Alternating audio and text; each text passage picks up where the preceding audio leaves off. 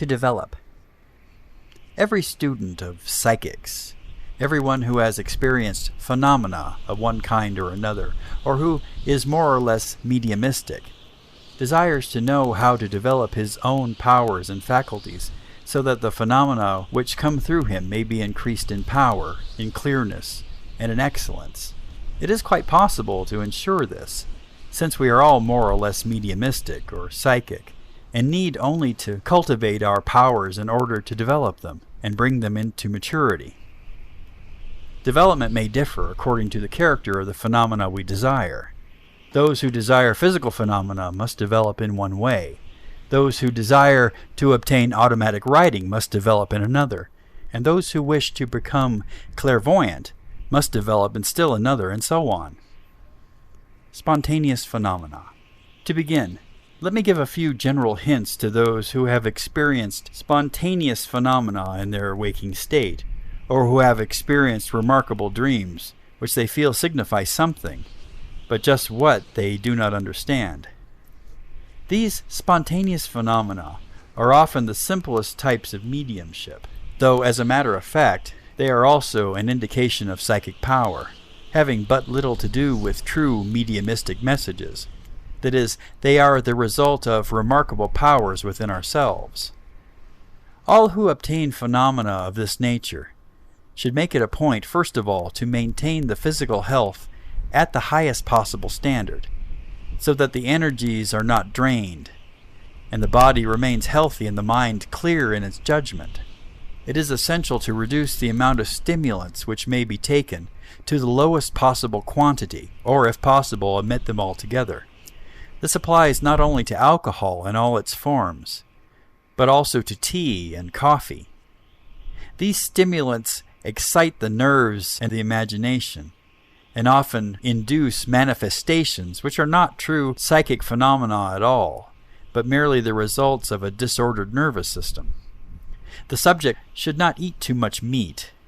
On the other hand, fruits of all kinds, particularly acid fruits such as the pear, peach, plum, orange, and lemon, are especially suitable, since the juices of these fruits act upon the liver and tend to cleanse the blood. Of course, these precautions are only for those who are serious in their study, and who are determined to obtain the best possible phenomena. The mind should be exercised in all healthy channels. Do not introspect or reflect too much on your own inner mental conditions. You must learn to live outside of your head, so to speak, in the outer world.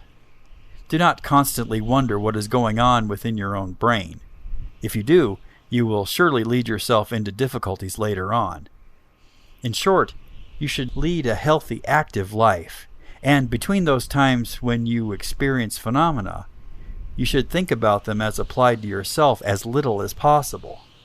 Conditions for development. If you desire to obtain certain manifestations, it is not advisable to sit for them or try to obtain them for longer than 20 minutes to half an hour each day. At first, 5 or 10 minutes would suffice, and this time can gradually be lengthened as you progress. This is especially important, and the neglect of this rule is one of the great reasons for the dangers which mediums experience later on in their development.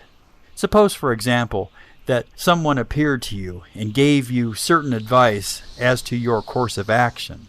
It would certainly be unwise for you to follow this advice in every case without inquiring whether or not it would be just and sensible, and without using your own judgment when the advice was given.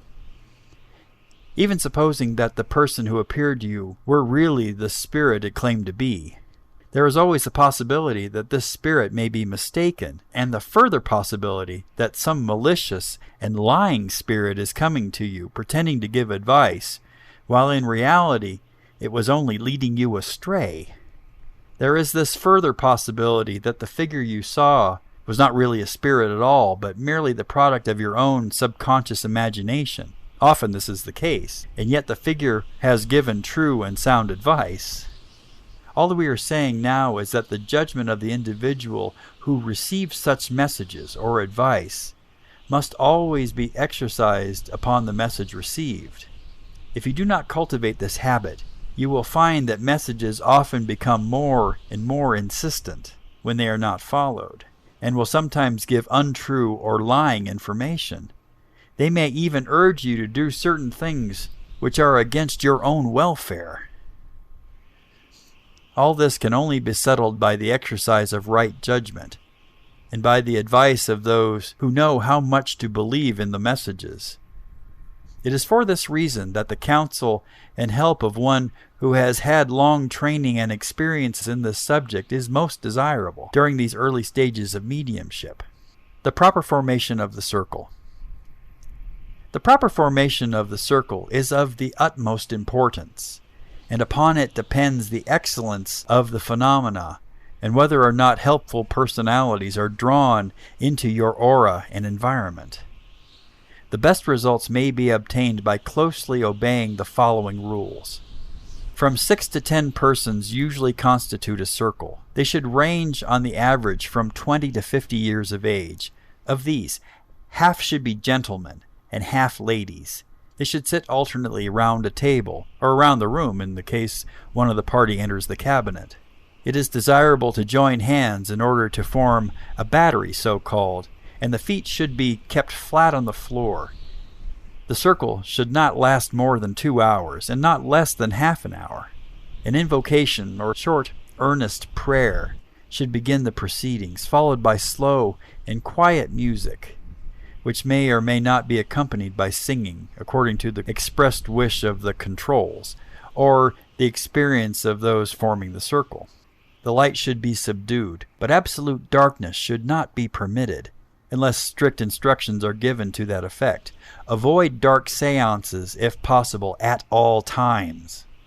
The value of flowers. It is advisable to have flowers in the seance room whenever possible, as their presence is said to attract spirits in a peculiar manner. The spirits say that these flowers are lights. Plenty of fresh air should be allowed to enter the seance room. If any member of the circle be ill, he or she should not be permitted to sit in the circle until well again. A developing circle should meet in the same room, since this room tends to become mediumized or soaked in the magnetic influences given off by the sitters. The chairs on which the members of the circle sit should be wood or cane-bottomed. The use of upholstered chairs is generally inadvisable. The table round which the members of the circle sit should be free from metal. The chair on which the medium sits must be cane or wood, and, as already said, free from all cushions or upholstery. Atmospheric conditions. Atmospheric changes play a great and important part in all mediumistic conditions. The drier the atmosphere, the better the phenomena as a rule. On damp, rainy days, little can be obtained. During a thunderstorm, startling phenomena occasionally take place. High, rarefied air is better than that of lower levels, and for that reason a house on the side or even the top of a high mountain should be selected, if possible, in which to hold seances. Failing this, select a house which has as high an altitude as possible. One member of the circle must, by universal consent, undertake to conduct the proceedings, to converse with the spirits when they appear, to arrange the sitters in their proper places, to adjust the amount of light required, etc. His word must be followed at once, and without question, otherwise the necessary harmony will be destroyed, and the circle will fail to obtain as good results. Excitement in all its forms should be avoided. If one in the circle develop mediumistic power, he should be placed next to a more fully developed medium, unless instructions are given not to do so. In this way, the power is concentrated and focused at one point. Misuse of spirit advice. Never attempt to use psychic power for worldly purposes. If you do, you will invite mischievous and lying intelligences to your circle, and the medium will possibly lose what mediumship he already possesses. Do not sit too frequently. Every other night at most should sittings be held, or even twice a week. See that the room is not too cool. and is not unduly heated. As soon as the first manifestations have been received, encourage the spirits by talking to them in a natural tone or voice, as you would if they were visibly present in the room. Speak to them as you would if they had returned to earth in bodily form. Be natural, in fact. You will get the best results this way. Many of those who are interested in spiritualism are so situated that they cannot join circles but wish to develop alone. This is as a rule unwise, unless someone is present who understands the phenomena which are likely to develop and who can help and give good advice when required. You may do so if the following instructions are kept carefully in mind. If you can provide yourself with a cabinet, it would be very advisable to do so. Sit inside the cabinet on a comfortable chair and relax yourself thoroughly. Note whatever impressions come to you. Pay particular attention to your bodily feelings, no less than your mental states. Do not exaggerate here, or let your imagination have too free play.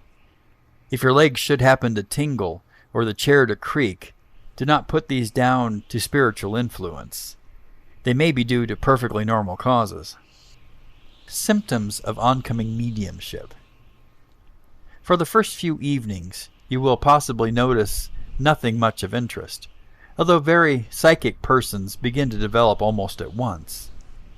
A peculiar lightness and buzzing is sometimes experienced in the head, together with a sense of numbness in the hands and arms, and sometimes in the feet and legs. The respiration seems to become slower, and so does the heart. Tiny lights and spots in light, or dark spots, appear in the air at a distance of 1 to 2 feet in front of the subject. A peculiar pressure is sometimes experienced on the top of the head, or on the base of the brain, or in the solar plexus. Swishing sounds, as of the sea breaking upon the seashore, may be heard, and a sensation that something inside the head is going round and round in spirals. The head, the hands, and sometimes the whole body break out into a profuse perspiration at this point. These are the first sensations of oncoming mediumship. Very often, they are not pleasant for the first few weeks, but if this period be passed, the unpleasant sensations will, as a rule, vanish, and the subject will then develop true mediumship of one character or another, getting the best results. Just here, it is advisable to state that the would-be medium should not at first sit for the express purpose of cultivating any particular phase of mediumship. He may desire to obtain materialization, but unless he is naturally endowed in this matter, he might sit forever and obtain nothing. Whereas, if he developed whatever phenomena presented themselves, he might very soon develop into a striking medium in some other line.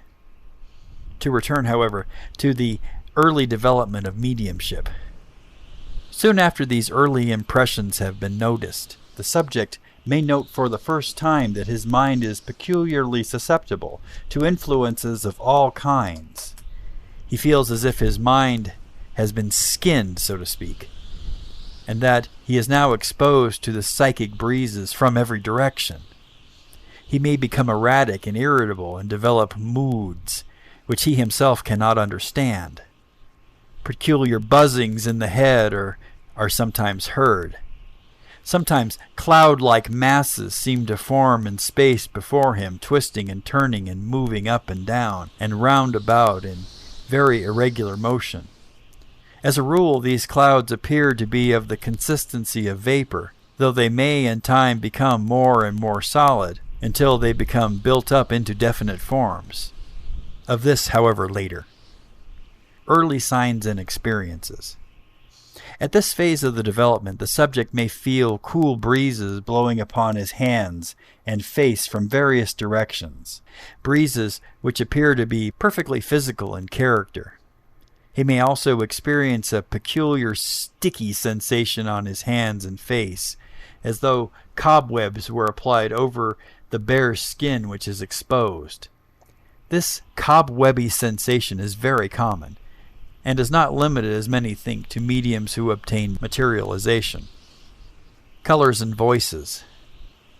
In the early stage of the development, mediums very often see colors of various shades and hues in space before them. They are unable to tell whether or not these colors have any definite shape or outline. They seem to possess an odd, irregular shape of their own, something like a large blot of ink. At this stage, also, many psychics see faces of friends and relatives, either living or dead, just as they are falling asleep or as they are awakening in the morning, usually the former. They also see many strange faces. These may be mere vague images, or clearly outlined. Instead of the faces, they may hear voices speaking, and the first thing which these voices generally say is the name of the subject himself. After this, the voices may become more and more clear and intense. But such phenomena should be permitted only at stated times, because if they are allowed to develop whenever they may be experienced, trouble may result. Many odd and grotesque figures and shapes may present themselves to the mind's eye at this stage of development.